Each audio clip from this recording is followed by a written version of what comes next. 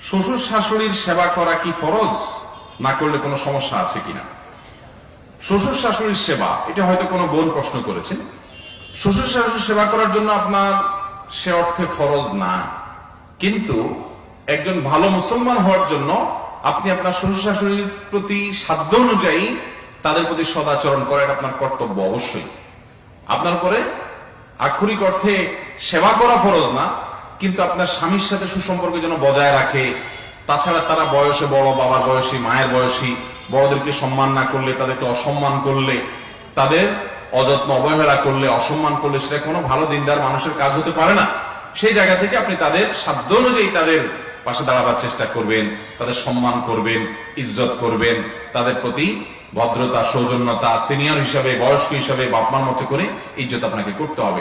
সাধ্য অনুযায়ী সেবাও করবেন, এই জন্য যে আপনার স্বামী আপনার জন্য অনেক কিছু করছে, আপনার সংসার উন্নতির জন্য করছে, আপনার ছেলে মেয়ের উন্নতির জন্য করছে, এমন অনেক কিছু করছে যেটা তার জন্য আবশ্যক না।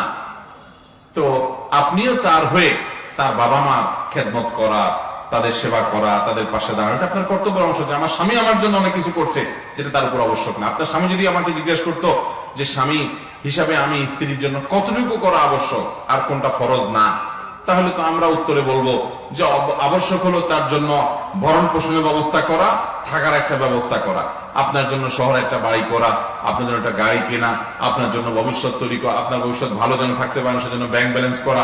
এগুলো তো স্বামীর উপরে ফরজ না, কিন্তু সেগুলো তিনি সব আপনার জন্য করার চেষ্টা করেন। অতএব তিনি যখন আপনার জন্য ফরজের বাইরে অনেক কিছু করতে চেষ্টা করেন আপনার সুখের আশায়, অতএব আপনারও উচিত তার বাপ মাকে শ্রদ্ধা নিবেদন করা, সম্মান করা, সাধ্য অনুযায়ী খেদমত করা, যেহেতু তিনি বাপ মাকে সময় দিতে পারছেন না আপনার সংসারের জন্য।